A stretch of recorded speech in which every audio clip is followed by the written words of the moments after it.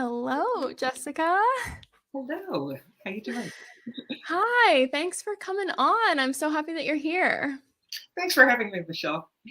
Absolutely. Yeah, I've been seeing so much about what you've been doing lately because I know you just launched a book a couple months ago and you have been doing all the things to promote the book. And I've been loving what I am seeing about everything that you've been sharing about the book. Thank you. Yes, it's been an exciting couple months here. Yeah, absolutely. So, how has the promotion been going for you lately? It's been going well. It's been really exciting to get in front of different audiences. My vision in writing the book was to get it in front of students as well as design professionals, and I've been able to do a lot of that. And it's just been great to actually get the feedback, to have the conversation, to talk to people who have actually read it, and to hear their reactions and responses, and what their next steps are that they're taking as a result. Yes. Okay. Okay. So I guess I should back up first and we'll give a bit of an overview of the book, but your book is called Design for Identity. Yes. And I connected with you and it just seems so organic for us to connect because as I was telling you before, like my background working with interior designers and my interest in the mental health space now, it just seemed like such an awesome opportunity for a good conversation. So tell me a little bit, like the high level view of the book. Sure. So I would say that Design for Identity is a go-to manual for design organizations that are looking to take meaningful action around diversity, equity, inclusion, and belonging. And as I mentioned, it's also directed towards students as well because it really gets into um, deliberately creating opportunities to address identity in the design process, and the importance of doing that. One, for the customers themselves, to make sure that we're connecting with them in a meaningful way and that we are incorporating what is meaningful and important to them in the final product and whatever we're designing for them, and also to make sure that we're addressing the identities of the design team and our colleagues and all of us who are part of the process, and keeping in mind the importance of that and the role that that plays in how we connect with our customer and also how we interpret and create these solutions that are really honoring humanity. Yeah. I really like how you have two missions in that overarching theme of what you're doing with your business and your life, of course, of not only meeting the need for everyone who will be using spaces and having that customer centric focus, but also on the actual design industry, that focus as well. Yeah, those are. I mean, it's interesting since I've been kind of in both places. We have our roots in design in our education experience, and that's where I started really closely evaluating what that impact was of the lack of diversity in design, even in the classrooms, and in the subject matter, and in how we engaged and talked about um, interiors in general. And Mhm. then, getting out there, getting into the professional realm, and getting exposure to different disciplines of design, including graphic design, product design, and things like that. It really started making me evaluate our practice and our profession, and especially when I got into DEI as an area of expertise as well, that just made me look at design from through a different lens, and I just saw there was room for improvement, I'll say, when it came to culture and identity. Yeah. Absolutely. And so, does your book cover that conversation, or is that more of what you do? Because I think you're doing a lot of consulting now lately too, right? Yes, so the vast majority of my career has been consulting. What I'm doing now, specifically around design for identity, is a lot more speaking, Mhm. which has been great because I think there are a lot of concepts in the book that we aren't typically talking about. So I'd like to create space for me to share, but then also for the audience to share among themselves, to talk about what this could all look like and how we can actually apply the practices and concepts that are in the book, including the Design for Identity Blueprint, which is essentially an evolved version of the design process, that incorporates questions to ask throughout the design process. The idea is not for it to be the approach to be something prescriptive, but for it to, like I said, create space to ask the questions, for us to have an important dialogue, both with our customers and among our colleagues. And that was also an intentional decision too, because I didn't want it to be prescriptive. Although I think some people would prefer that, like they'd like to just be told what to say, what to do at certain points, and in the process. But the idea is that we're never going to know what's meaningful to our customers until we have that conversation with them, and we're never going to tackle the elephant in the room in a lot of instances among our design teams unless we are honest about the identities of who's typically involved in the process too, and whether or how that mirrors the identities of the people that we're serving. Okay. Yeah, absolutely. So I had been reading over some of your recent interviews because I saw that you've been interviewed here, of course, to give some additional press to the book, which is so well deserved there. But I loved that you said you had a focus on this inclusive leadership. Mhm. And can you kind of give maybe some takeaways or some foundations for inclusive leadership? Sure, sure. And I'm glad you brought that up because my career has spanned, DEI and design kind of in parallel, but there are some things that definitely apply across the board. And that concept of inclusive leadership is one of them. And it's become more of a buzzword in the DEI realm recently. And it's a lot about the way our concepts of leadership are evolving and the expectations of leaders and how that, they're changing. Um, and a lot of it involves leaders becoming more approachable, and also I think kind of connecting with the people who work for them in a different kind of way. um, I think we have expectations of leaders as like more humans, like people like us. And I think that the pandemic especially brought about an opportunity for that connection and that dynamic to change. I think it was like a huge kind of level setting event in terms of us seeing each other for, who we are as people outside of work as well, because so much of that became ingrained, it just intersected a lot. When you're working from home, you see people's home, you see what the people that they're there with, you see the environments that they're in. You see Um, their kids pop on. exactly. You see their pets jump in the screen and things like that. So it allowed us to see, I think it really humanized us in a lot of ways. And that I think was also kind of in line with the trends that we're seeing, where we expect leaders to be on our same level, to relate to us, to Mhm. not always feel like they have to be like the wise figure in the front of the room that has all of the answers, that they actually can lean in and create space for other people to propose solutions, to come up with ideas, to lend their expertise to challenges and problems in different situations in different ways.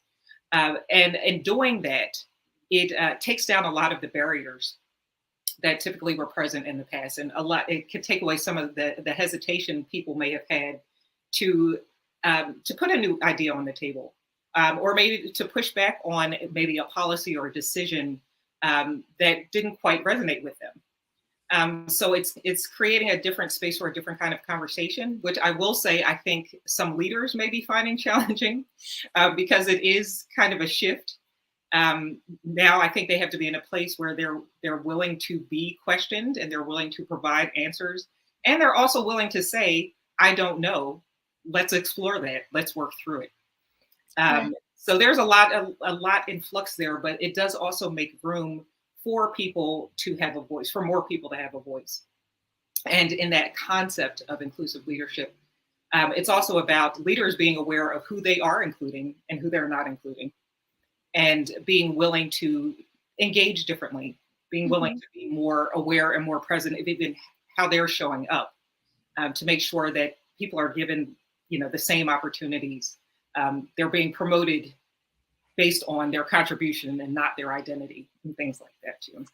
Yeah, which that can be a really big undertaking. Oh, it's huge. It is huge. It's a big shift. like I said, and expectations on both ends from, for the leaders and also for the workforce. Mhm. Um, but it's something that we have to kind of lean into, especially I think as we're seeing younger generations coming into the workforce, who have really different expectations of leaders, and Yeah. and they're very vocal about those expectations. So that's another challenge too, in terms of leaders being willing to engage in that dialogue and not just being standoffish or not feeling threatened by it, but learning to adapt and kind of interact in a different kind of way. Yeah, yeah, I really like what you said about some leaders right now are being really challenged and probably stretched a bit because this is fairly new for a lot of people, a lot of organizations. And I know for myself, I'm not the newest generation, I'm a millennial, but for me it was kind of like, oh, we don't really talk to our boss about a whole bunch of stuff that's like going on. Like we don't tell them that we're struggling. We don't tell them that we have something that's preventing us or interrupting our work because we'd be terrified that we were going to lose our job or not get the promotion. Exactly, and that's very real. And I will say I've encountered that as a manager myself. When people have come to me and said, I'm in a bad place at this moment for reason X, Y, or Z. It's something that's personal to them. Yeah. And first I think I was a little apprehensive because it almost felt like, oh, like what do I do with this? Um, Right. but then it also made me feel like maybe this person is picking up on the fact that I do care, and that we can have this conversation. That this is a safe space for us to have a real dialogue about things like that. And then we together can talk about what's the best way to manage this situation to make sure Mhm. that you can still perform, because you don't want someone to think that, like you're saying, because you put this out there, you've disclosed whatever this is, that now I'm not going to consider you for this opportunity, or now I'm expecting you to miss this deadline, et cetera, et cetera. That doesn't have to be the case. But I think what it does is create the space for the conversation of how do we navigate this moment, and make sure that whatever needs to get done gets done, Right. but also that your care is being factored into how we're addressing this. Yes. Yeah. Because so I've done a lot of work around burnout. Of Mhm. course, that's probably what most people know me for, burnout, anxiety, that sort of thing, mental health. And it's just so interesting the lack of conversations, that lack of that really safe relationship because you put, like hit the nail on the head right there. It speaks volumes for someone to feel like they can approach their leader, their boss, the organization, and have that safety there because so many people are like sliding into my DMs and saying, I can't even comment on your post. It resonates so much for me, but I don't want my boss to see it. Or I don't want anyone to know that I'm struggling. And it's like, oh my gosh, that's the opposite of how it should be, right? Exactly, and it really is. That is that my heart hurts for those people, Hmm. because that is a struggle I think so many of us have faced. And I will say I have faced it more recently, since I got engaged with DEI, um, because this work requires a different set of skills for me than I've ever had to flex before in the context of work. Hmm. So I think that also has created an appreciation in me for the challenges that other people are facing, and the importance to just lay it on the table. Because in some Yeah. instances, just having the conversation can also take a big weight off of your shoulders. Hmm. And a lot of times, I think leaders are a little more inclined to understand and receive that than we give them credit for. But I also understand it is scary to take that step and kind of put it out there in the first place.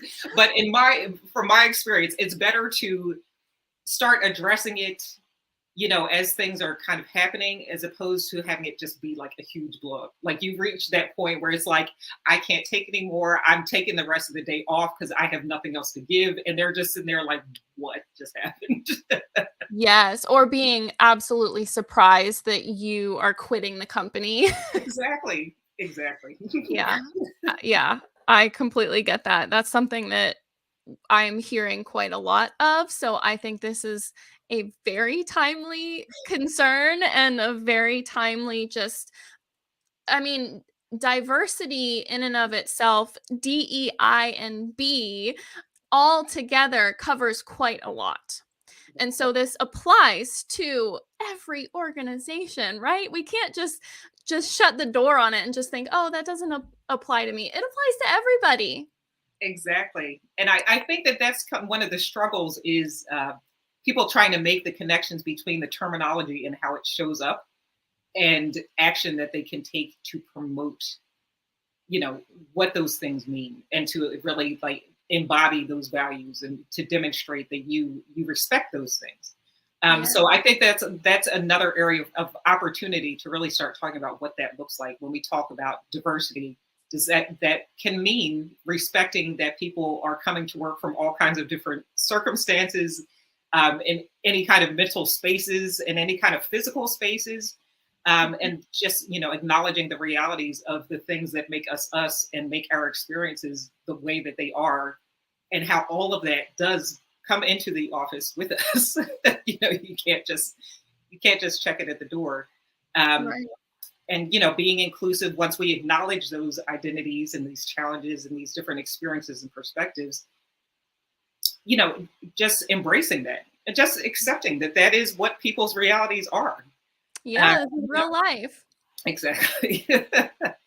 So yeah, all of it definitely comes into play. Yeah, and we can't just check it at the door all the time when it's real life and it does have an impact. And I love what I saw a couple of times in some videos in your interview. You had said, this is messy territory. Oh, This really is messy territory. And it's like, it's not so cut and dry. And like you said, even just having that blueprint, it can't be so step one, step two, step three. It's going to take some time to evolve. exactly. It's going to take a lot of courage. And there are going to be missteps along the way. You're going to say the wrong things. You're going to do the wrong things. It's funny because I've heard, you know, uh, prospective clients in the DEI space essentially ask me for a script of things like not to say. And I was That like, would I be so understand. nice. That would be great, right? But the thing is, even if we had that list right now, 30 seconds from now, it could be out of date. You know what I mean? Like Yeah. people's perceptions of things change, definitions change, the use of terminology changes. Going from one group to another, you're going to encounter different people with different perspectives on how you even use those terms anyway. So what was good here may not be acceptable there. Right. So I think what we really need to do is accept that this is going to be messy, that there are going to be challenges, but also to be willing to receive correction and to Mhm. take those missteps is like a learning moment. And it's not something where somebody's attacking you. They are addressing what happened in a moment. Like to think of it that way. Like don't try to, and I know that's challenging too. I know all of all of this is challenging. But that's the only way that we can really make these moments something that we can all build and learn from. Um, and also for the people who have historically been marginalized, it takes a lot Mhm. of courage to actually speak up in that moment too. So I think that's also something that people who are receiving the correction need to honor and acknowledge in the moment too. Like this is a lot for everybody, you know, Right. and to respect the fact that this is it was important enough to that person to take that step to bring it up in the first place. So there's Mhm. just a lot to navigate. It's not comfortable. It's not going to be. I don't think it ever really will get comfortable.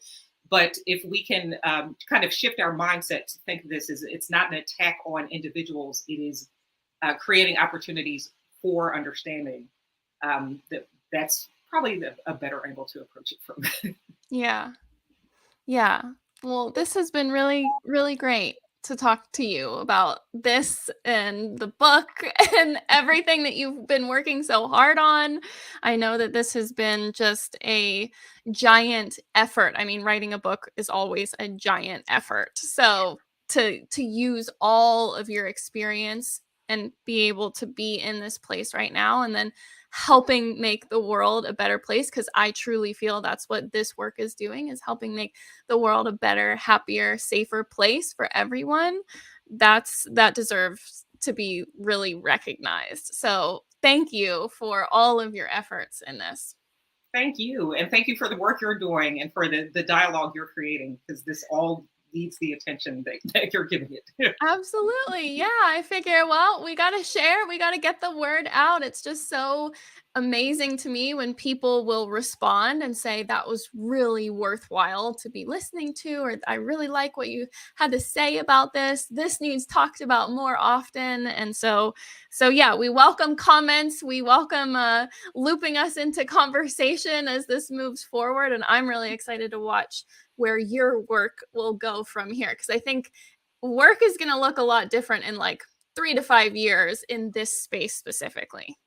Definitely, definitely. And I'm all on board too. But just like you said, for the dialogue, the exchange, that's what all of this is about, is us getting used to talking about these things so we can grow together. So Yes, definitely. grow together. I love that. That fits with my brand, flourish. Perfect. That wasn't even a setup. Right? Yeah, it just works. It just works. Well, thank you so much for being here. Thank you. Thank you for having me. This is All great. right. Bye. Bye bye.